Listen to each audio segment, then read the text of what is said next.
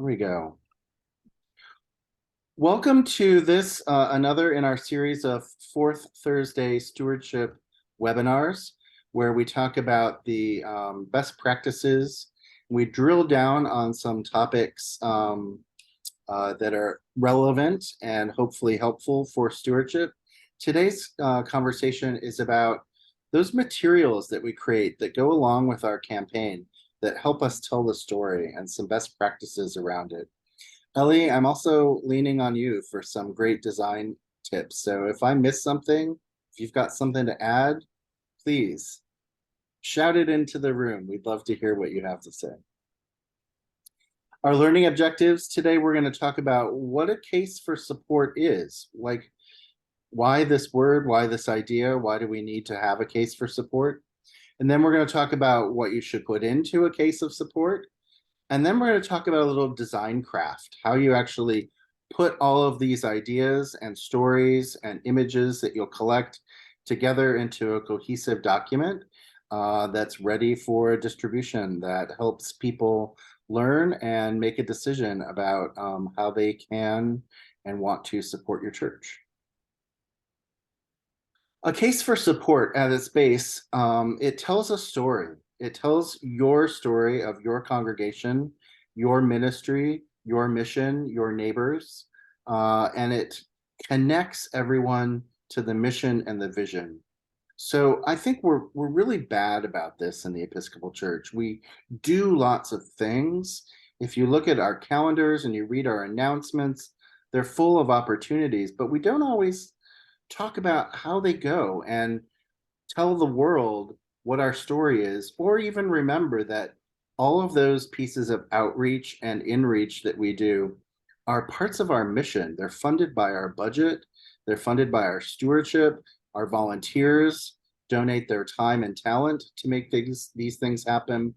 So connecting us all to that mission and ministry is really important. And it helps us create goals and then build commitment toward them. You can't meet a goal if people don't know what the goal is, right? So in a case for support, you're really clear. We're raising money for this. We're doing these things. We are trying to accomplish this new ministry or this idea or this pattern of growth. Whatever it is, will need to be concise so that people can sign on to it and make the way to make that happen. A good case for support starts with your plan. If you have a strategic plan, great. If you haven't developed one in a while and it's collecting dust on somebody's shelf, blow it off and see what pieces are still relevant and what you might enact.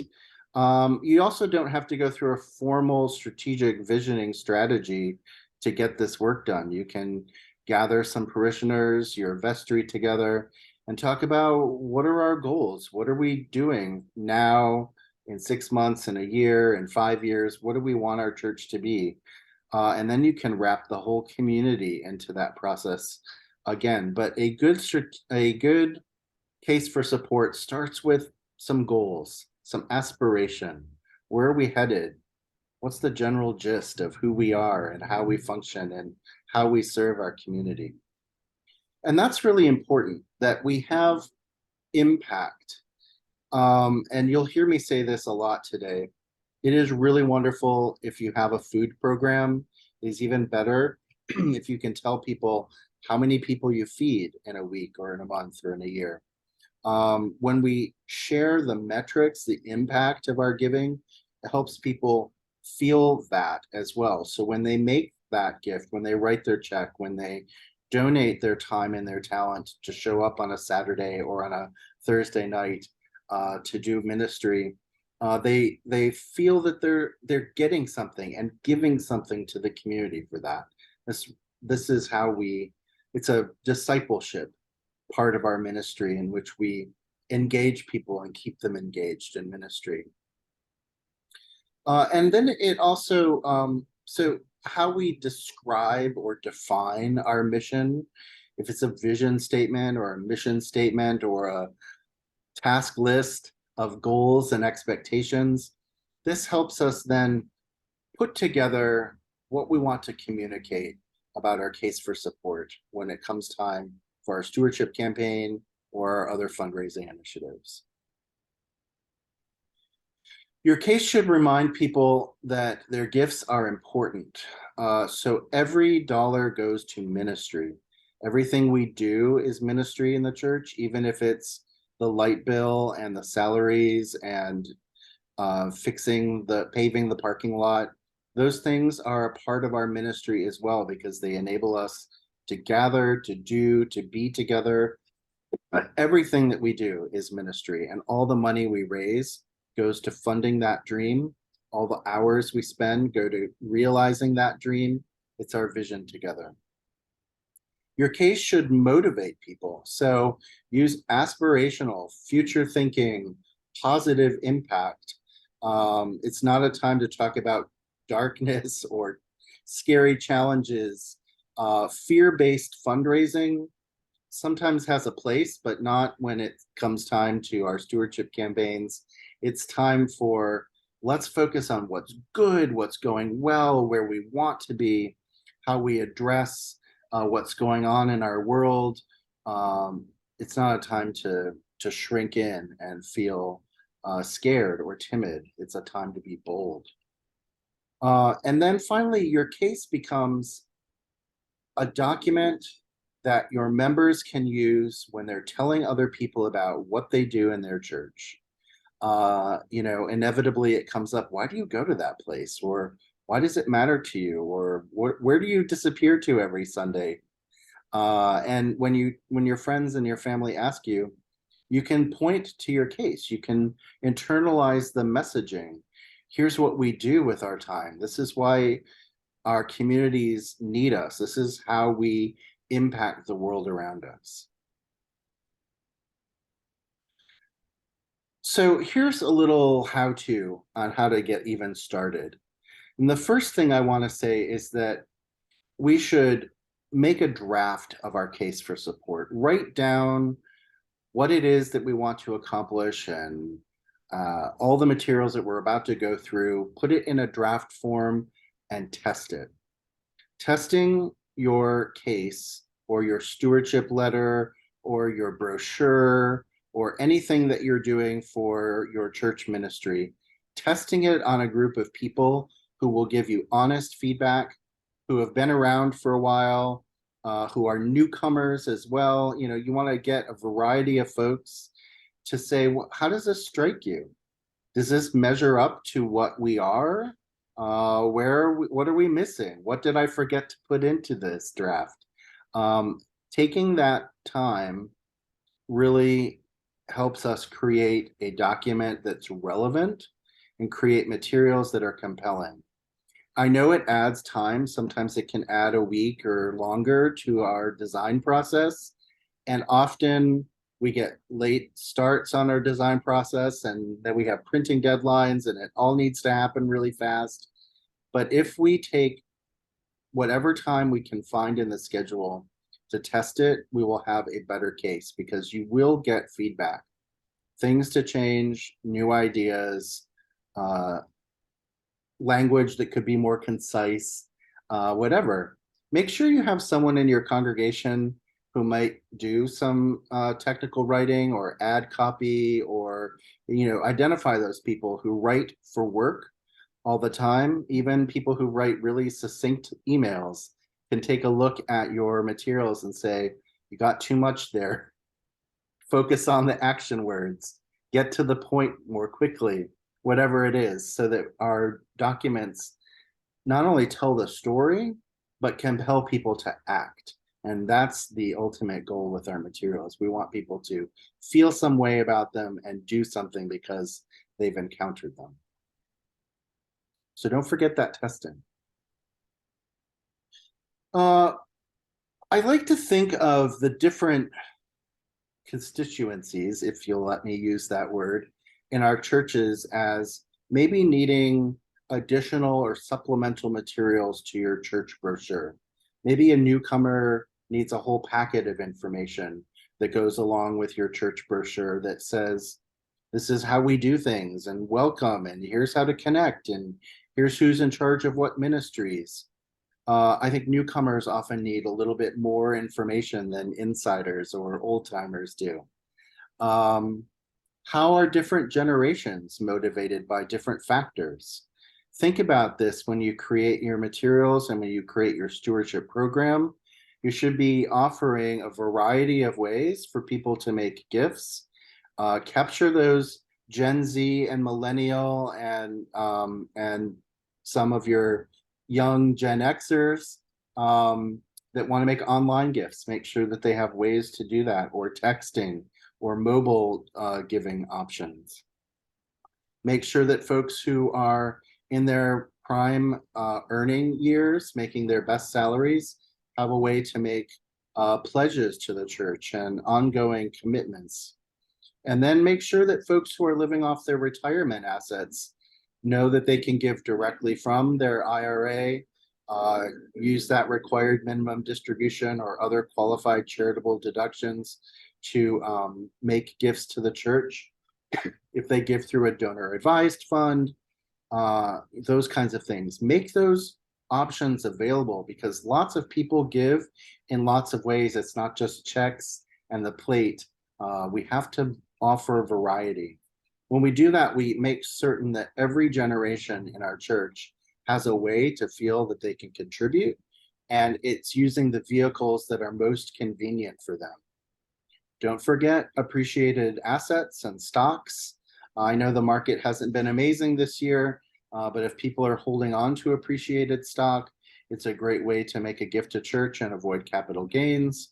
So there's some real tax-wise reasons to give appreciated securities to the church and make your gifts that way too. So the more ways you have for people to connect, the better.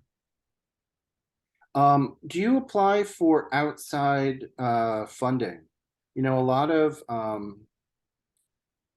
chain retailers, big box retailers, have a community grants program because they want to feel like they're connected to the community and not just that big entity that's on the other side of the country or something.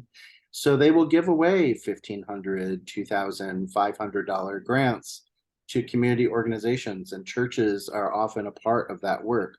Maybe they need a little bit different kind of information than just your stewardship brochure or your church brochure. Maybe they need to know how many members you have, or you know, where they live. You know, we live in these zip codes, we shop in these kinds of stores, we do this. Now, I'm not suggesting that the church starts selling data to big box retailers, but we can apply for some of those grants and make it attractive for them to want to give us a little bit of money for a program. Might not seem like much, but those little gifts can really add up. So a case for support. Oh yeah, Bob, you've got your hand up. I've been trying to get the idea of applying for grants going in. If I get it going here, it'll be the first church I've succeeded in, but it's about the third church I put the idea forth. Keep trying. Yeah, the writing grants, and Ellie, maybe you can address this. Writing for grants is not like doing a research paper for college. It's requires a skill, some knowledge of the grant, the grantor and the grantee, and the history and the orientation of what they're doing, etc. Do you know of anybody in our diocese who has successfully written for grants and succeeded in getting them? Yes. So I do, and there are lots of churches in our diocese that get grant funding. The first thing to know about grants is that there's a small pool of organizations that are willing or able to fund religious institutions. So you're not going from the big universe of, if you get like, go to the foundation library or get that big thick book of all the foundations and dream big, you're going to be super restricted by the kinds of organizations that will give to religious charities. But there are a lot out there that do. Some family foundations will be religion specific or just open to religion. But the places in our diocese where people have the most success are obviously grants from the Episcopal Church in general. So if you've never been to episcopalchurch.org and looked at their grants pages, there are millions and millions of dollars available every year to go to churches for projects. And they're sometimes specific, like creation care types of grants, or evangelism, or racial reconciliation. Those are the three big ones that are happening right now. But there are lots and lots of others, because over the hundreds of years that the Episcopal Church has been operating, donors have left endowments that are very specific about the kinds of gifts that they want to do. So you can go to episcopalchurch.org, look at their website, and say and some of them are very generous and some of them are very easy. It's an online form, it's a letter, maybe it just needs your bishop to put a stamp on it. It's pretty easy. The other obvious one is, of course, Episcopal Impact Fund right here in our diocese. They give money to nonprofits and also to churches that are doing ministry to fund programs. And your community foundation, so the East Bay Community Foundation for you, Bob, or Contra Costa Community Foundation, also the San Francisco Foundation, which sounds like it would just be for the city, but it's actually for the whole Bay Area. They have they aggregate donor advised funds and put them out in grants. And each of those programs has a faith-based giving program. Now, we're not talking huge grants, $5,000, $7,000 grants, but they have annual giving cycles. And if you check them out, those are all the easiest ones, right? Because they're low-hanging fruit. As you said, family foundations or larger foundations, you do need to have a bigger process. You need to usually send in a lot of information. And certainly I can tell you about grant writing. We can talk about it if you have something specific in mind. I have way back in my life, I was a grant writer, so I remember that skill. Ellie, what do you see out there? Well, I don't do a bunch of grant writing, but I did want to do a special plug because we're actually running it right now in our newsletters, that Episcopal Impact Fund is looking for people to apply, like churches to apply for their $5,000 grants right now through the 21st of next month. And that's in our newsletters. You can find the links for that application. So that's they literally want you to apply. They're asking for it. All of the links to this is all on episcopalchurch.org. No, Episcopal Impact Fund will be at episcopalimpact.org. That's right here in our diocese. Yeah, and it's in our diocesan newsletters if you're on those. If you're not, then let me know and I can get you on it. Okay, I'm not, so sign me up. All right, we'll get you guys signed up.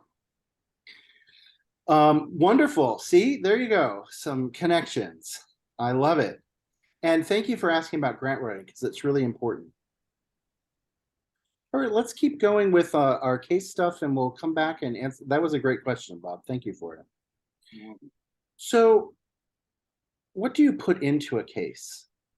We're going to talk about a few different areas where you should gather some information and put it into your brochure or your case for support. It starts with your organizational history. Who are you? How did you form? It talks about who you serve. Any needs or challenges in the area, you want to be clear about that. You want to show them that you care about their money and that you're spending it wisely. So evidence of good stewardship is really important. We're going to drill down on these in a second. Talk about those aspirational goals. And please, please, please don't forget to tell them how they can make their gift. I've seen so many beautiful, wonderful brochures for stewardship letters, pledge cards, that forget to tell people where they can mail things or how to write a check. They've gone off to the printer and somebody forgot that because it just is one of those things we don't always think about. So make sure people know how they can make their gift. So in your organizational information, do a little digging. Why is your church named what it is? Who's your patron, or for what is it named? What Christian virtue is your church named? Why did that happen? Who knows the story of how your church came to be in its neighborhood and its place? Who named it? Why did it happen? And who were the people? Was there like a founding family or group of families? Are they some of the same people who originally settled your town? One of the things I love about going to St. James Fremont, they have an old chapel and they have a new church. But their old chapel, dating from the mid 19th century, if you look at the names on the stained glass windows and then you drive through town, they're the same names, right? On the streets, as are in on these stained glass windows, because this city and this church came up together. And so you see, like, you know, these family names on the bottom of the window, and you see streets named after these people as you're driving through the neighborhoods. So it's often really cool to take a look at your history, and then who's been there. You know, I know churches sometimes talk about the famous people who have attended, or maybe inventors, maybe a business leader. They don't have to be famous as in books are written about them, but maybe just locally interesting. They founded a local company that really helps the economy, or they're otherwise historically interesting. Knowing a little bit of that color really helps us add some things into the story of who makes us, what makes us who we are. I went to one of those churches in Cambridge, Massachusetts, where George Washington had visited. In fact, there were big gouges out of the front of the church where English cannons had fired on him while he was at prayer. So, you know, things like that are cool to put in your brochure. You never know what kinds of stories are out there. Talk about your neighbors. This is really important too. So our churches don't sit in isolation. There are people and businesses and residents and a whole community around them. So talk about what your church is in the middle of. Is what kind of a neighborhood is it? And has it changed? Sometimes our churches get planted in a neighborhood that back in the 1950s was full of young families and was really growing. And now that neighborhood has changed character. And so the church has changed a little character. It's interesting to be able to tell that story. Have our neighbors changed from needing preschool to adult daycare?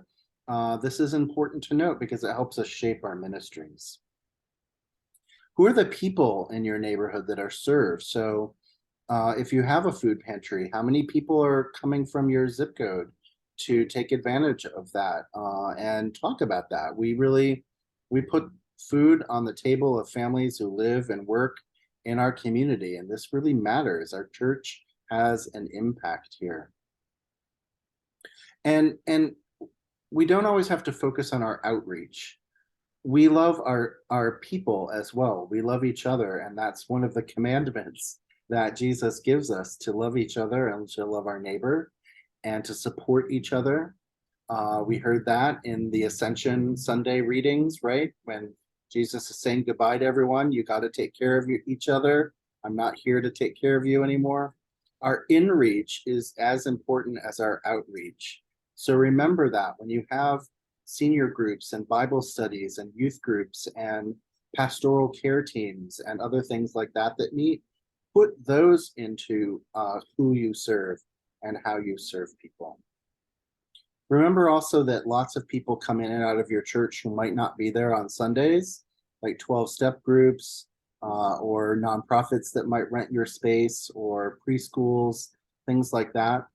And those might have some sort of crossover. I'm not saying you go to evangelize into these groups, but Knowing that there's a mutual love for each other and respect for the kinds of ministry we're doing can really help out. And if you list them as your neighbors, as people who we support with our gifts, it reminds us that we're connected to the people who are there in the middle of the week and not just on the weekend.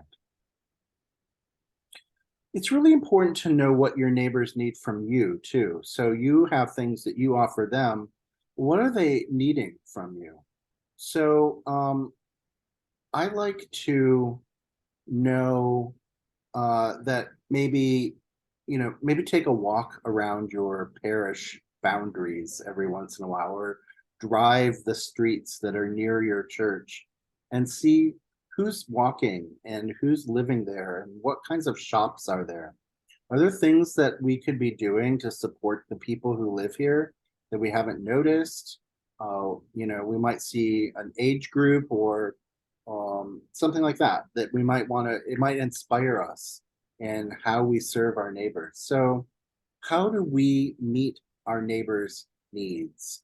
This is an important piece to cover and when we tell our story of who we are.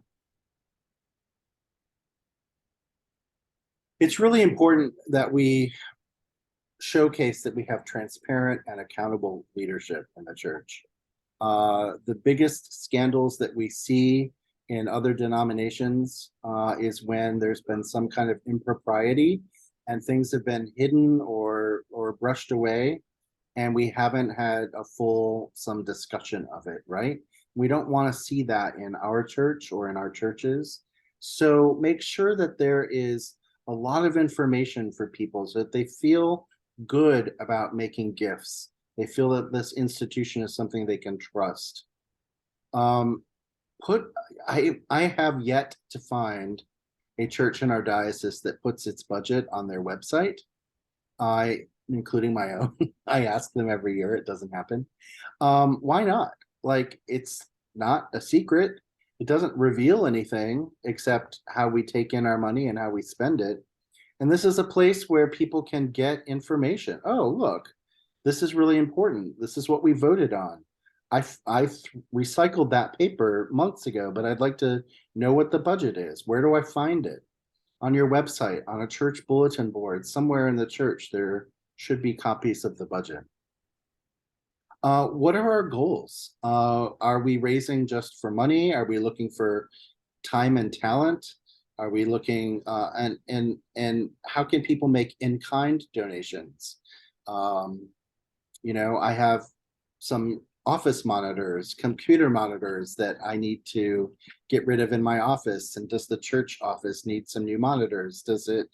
Do we need, we shouldn't be a dumping ground for old office supplies, but what could be useful that the church could need? Put those kinds of things, ongoing donations, into your brochure as well. If you have a food pantry or a warm blanket drive or a coat drive, put those kinds of things in too. In December, we collect fuzzy socks to give away to people who live in shelters. This is a really lovely thing and it helps connect us. Remind us that we do all these little ministries throughout the year. Our leadership should be forward thinking. So transparent and accountable leadership takes account of what's happening now, but also talks about the future so that everyone can come alongside it, right? So we should be listing what our goals are. At the annual meeting, we said we were going to do these things. How are we doing with them? Did we start that new ministry? What's a status report on that? Oh, it's taking us longer to hire this person than we thought. Why is that? Do we need some help recruiting or in the job description, or what's going on? So helping know what those goals are really helpful. Also being able to look forward and say, there's something on the horizon here. Maybe an industry that's going to close and you know that it's going to bring hardship to the community. Maybe there are, cuts in funding for the schools. And so, there's going to have to be an increase in the kinds of after-school programs that you offer. Paying attention to what's happening in your municipal government and in your town can help you when it comes time to talking about what your goals are, what your budget should be, to anticipate things before they're sprung on you or before they actually happen. So that's a part of being a good leader. We've got one coming up. Yeah, what's that, Bob? If the federal government does not raise the debt ceiling, those of us who rely on Social Security may see a short-term end to it. Right, So right. And any we- and all retirees in your community could be in a deep world of hurt shortly. So that's something to know, right? And obviously that's not going to go into a brochure because we don't have the time for that. But knowing that, saying how's our discretionary giving? Can we give out, are we going to need to do some food support for our seniors? How do we help people make sure that they can get to their medical appointments, afford their medicine? We know that they'll get that money back in time, hopefully, when the federal government decides to get its stuff together again and reopen. But you're right. Knowing something like that and planning for it is so much better than saying, I hope it doesn't happen, and not planning for it. So be future thinking. And Bob, if there are things that, the diocese can help with, or Grace should be thinking about, mobilize and know that so that we're not caught unawares. And that's frightening. Thanks for mentioning that.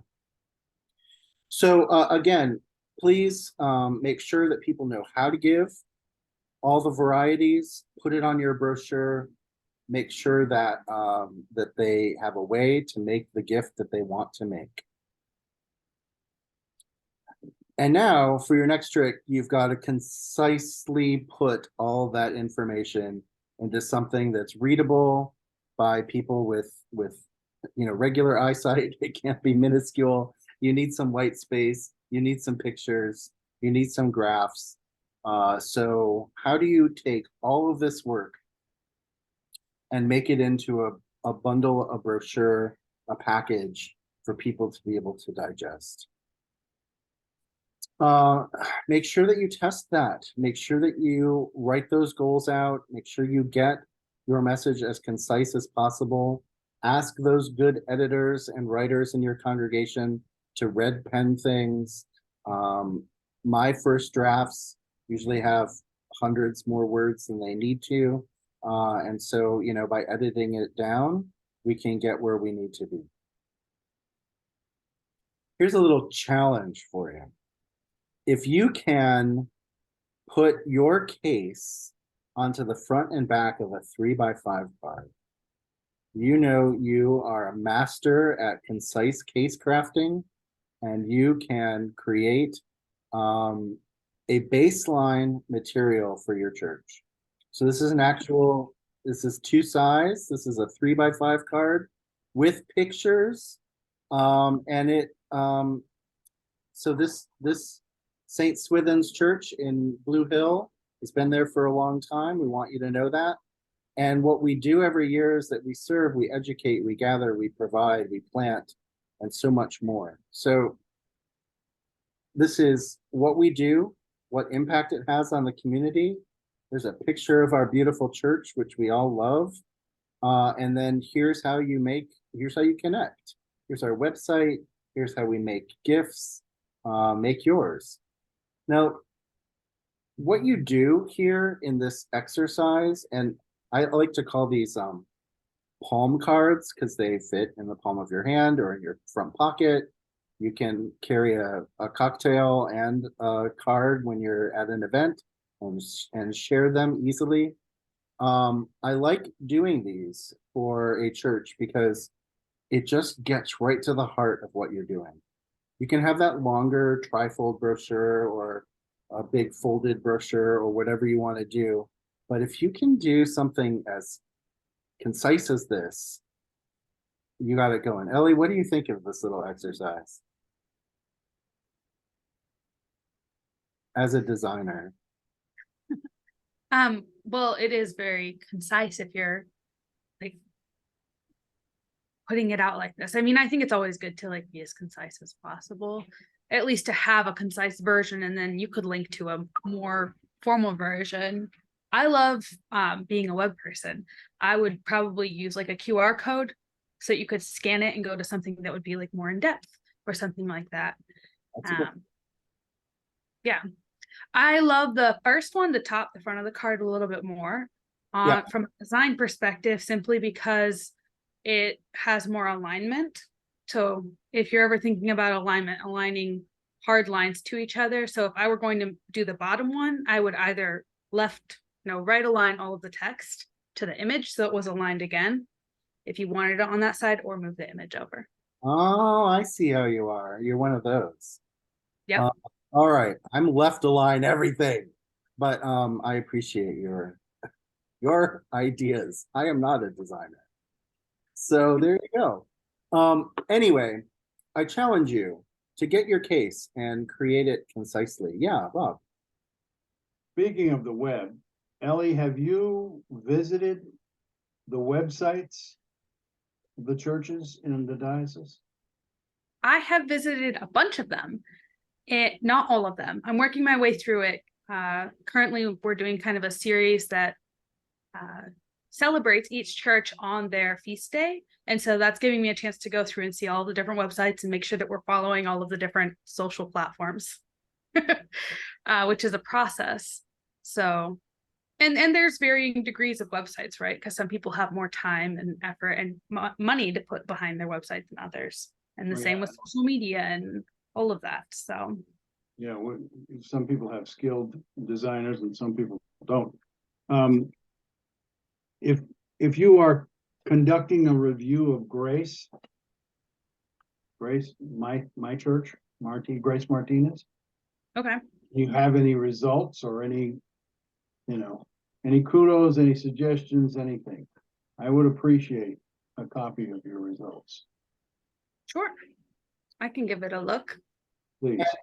Your church can always write Ellie and say, hey, can we have some time and would you do a review of a church website with us? And Stephanie and Ellie will look at everything, your newsletter, your website, your materials, and say, here's how you could make it better, or here's what's going really well, and you're a beacon for the rest of the diocese, whatever. We follow you might say the regimentation that you're recommending. We have a weekly update. We call it Grace Notes. And that comes out every week. But the website is the ongoing repository of everything. Yep. So you can find historical vestry notes and things of that nature there. And that's as it should be. But yeah, I know exactly what you mean. I did a review of one of the previous churches I was at and had quite a few suggestions. Great. I love it. Well, thank you. And thanks to Ellie for all that you do for the diocese and its churches. All right, moving along. We're almost to the end here. So a few more things to keep in mind when you're putting that case statement together. Pictures are really important. They convey emotion and story that words take too much time to do or too much space. So find good pictures. If they're your pictures, even better. Make sure you have permission from folks, especially if there are kids in them, to be able to use those pictures. If not, the backs of people's heads is sometimes a way to show big group activities without violating anybody's rights. But keep that in mind. Pictures are really, really important. They show that there's vitality. They show that there's life happening there. They show that there are people showing up to things. I know that we have a 2-year gap in picture taking in churches because we weren't together for a while there, and then we were together and we're all covered up in masks. So a lot of our pictures don't show our warm, welcoming smiles. We're gonna have to build up those libraries again with new pictures, but it's really important that we do that. So whenever you're doing an event, have somebody with their phone or with a camera taking good pictures of things and getting permissions from people to be able to use them. Storytelling is essential in stewardship work. It's because when we tell our story, we inspire others. We can talk about why we arrived at the church, what makes us compelled to stay, what matters to us. So tell story. It's really an important part of who we are and how we communicate. Testimonials are even better. So if you bring people in who are serving in your ministries, who work in some of your outreach or inreach, lead a ministry, have them tell a story, put it in your newsletter, make a video of it, whatever you want to do. It is so great when we can include testimonials in our case materials. Everything should be wrapped up in generosity and gratitude because they inspire us and they inspire each other. Whatever you do in paper, make sure that it's also in digital format because that's the way of the world, and digital things are so much easier to share on your phone, through your email. So take the time to create a PDF of anything that is a print material, or create some other kind of web version of it so that it can live in a place where it can be easily shared.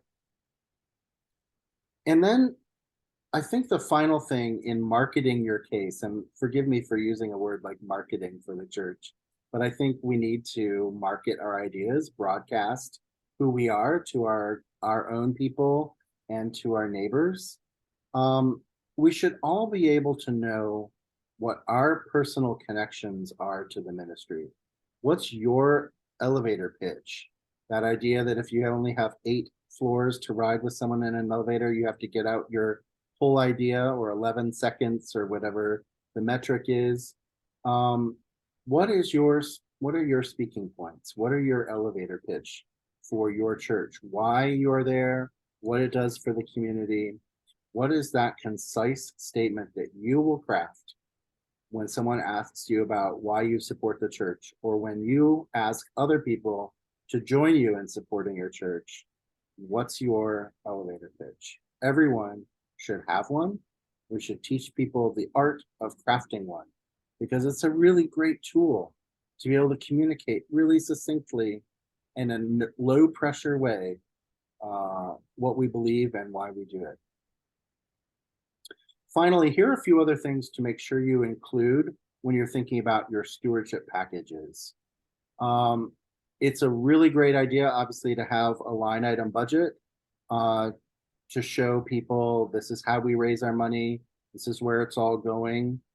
But remember that budgets only tell part of the story. They're numbers. They don't always talk about ministry. When you see numbers, you see line items. Oh, why are we spending that much on this? It asks those kinds of questions of us.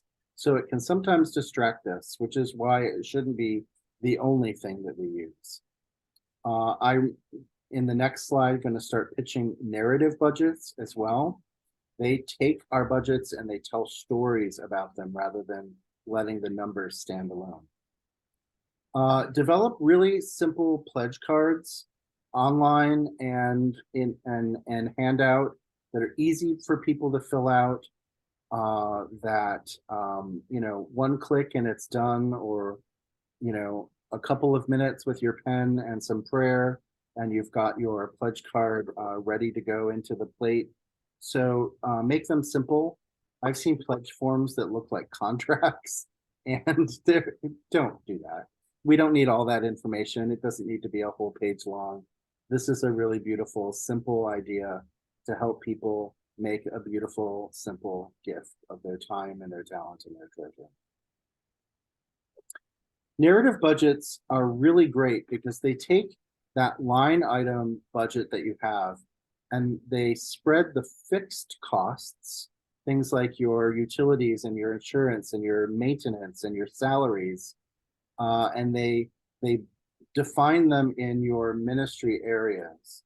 So, if you, and we'll see it in the next slide, if you have different areas of focus in your church, it help, and your clergy spend a little bit of their time doing youth ministry and a little bit of their time doing outreach and a little bit of their time planning liturgy. Then it starts to put those costs into different categories. So when you look at your budget, you're not just seeing a big line item, you're seeing ministry. And so these two documents, I like to put them together. Here's the line item budget, and here's the story of our budget. We have a tool, TENS has a tool which you can download. TENS is the Episcopal Network for Stewardship. And I will send you the link when I send out all this information. There's a simple, here's how you create a narrative budget. It takes your Excel spreadsheet and it turns it into something pretty. Whoops, sorry. So a narrative budget, as you can see from these pictures, it talks about how we get our money and then how we spend our money. And those pieces of a narrative budget are really important because when it just looks like one big double lined number at the bottom, it doesn't tell the same story as it does when we can see how it comes in and how it's spent. That concludes what I wanted to share for today, but I would love to stop sharing the screen and bring us in to our group for a few minutes of questions and answers of anything that I've gone over today, or any other questions you have about creating materials, or Ellie, any wisdom that you want to share with the group. We'd love to hear it.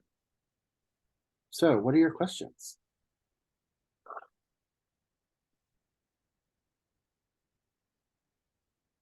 By any chance, have you, I know every church is different, but to some degree they're the same. So my question is, do you have anything that might be considered a generic spreadsheet to do the math for a budget? You mean like the ministry category, like a? Yeah, I mean, you're gonna have pledge revenues, you're gonna have plate Yeah. revenues. I think I do have that. Yeah, I do have that, and I can send you some examples. And I have fought the battles in the past to make it monthly. And then summarize for year end. Yeah, everybody wants to know what the annual total is, but without the monthly buckets, you can't manage the timing. It's true. I agree 100% with the monthly idea, with the caveat that your monthly spend out has to reflect reality. So sometimes we just take the annual number and divide it by 12. No, I don't believe in that. Right, yeah, so it actually has to reflect, like, we spend a lot of money on our children's program at this time of year, and then it's like dribbles through this time of year. So your budget should look like that because our cash flow looks like that too. We Exactly. tend to leave off in the summer and pick up again in the fall. So your budget expectations should show reality. I fully support that because we're all cash basis in our accounting here. I even went to the extent in one church where I built the spreadsheet because I did budgeting for corporations as part of my professional career. Right. And I developed an algorithm that would count the Sundays in a month so that you could multiply the times you had Sundays, because that'll affect the number of plate collections that you have, the number of regular collections that you have. You're only probably going to have 52, but it usually winds up 13, etc. And it gets the timing down. And obviously, we all know that the receipts, well, Christmas and Easter, hello, big. So, and August, right, we're on vacation, goodbye, so those things happen to everybody. Absolutely. That's the reality Mhm. of the timing. And I like working with the real numbers better than Yeah, it just sets the divide by 12. expectation. Yeah, so, Expectation well. I worked for a nonprofit once as a development director. And for years, I asked the finance team to put the revenue numbers. I was responsible for the revenue as the development guy to match where gifts came in. And they just didn't do it. It was equal across the year. And so at some point in the middle of the summer, the board of directors would be like, you're like $3 million behind your goal. And I'd be like, just wait till year end. It'll all come. But when we don't do that, when we don't set the expectation the right way, it makes us look like we're off our budget or we're yeah, way ahead of our budget, and then we don't have any way to explain that. So, yeah, but it's a very hard sell. it seems to be. Well, it's more work. It's more work for sure. Yeah, because, everybody, well, the last few churches I've worked for, they all use QuickBooks. And there's no good way to take an Excel spreadsheet and load the budget. No, no, Can't be done. no, it does And not. that is a serious shortcoming. Because It is. They want you to build it in QuickBooks and then export the Excel doc. Right. Yeah, And I know. QuickBooks does not have nearly the facility that you're looking for. I agree. It has some limits, some real limits. Okay, enough said. Any other questions about creating a case or creating your talking points, your stewardship materials? You do edits? I love to look at edits. Yeah, send me your stuff and tell me what your deadline is, and I will send you back a red pen edition of it. I do that, stewardship letters and that kind of stuff. I'm happy to do that. And if I can't figure it out, I'll send it upstairs to the communications folks, and they'll have yet more wisdom than I. Okay, good deal. Thank you. We're all good. All right, friends. Well, thank you for spending your lunch hour with the diocese and learning a little bit about stewardship material best practices. I look forward to sharing this information on the website and sending you out links so that you all have access to it. Next month on the fourth Thursday, we're doing what I think is the best of the series. We're doing a real drill down on intergenerational giving and really talking in depth about how to attract millennial and Gen Z donors and members. And we'll be talking about how to maximize giving for all the different generations of folks that we have. So put that on your calendar for the fourth Thursday in June. And I look forward to talking with you. Very good. Thanks, friends. Thank you. Bye-bye. Bye.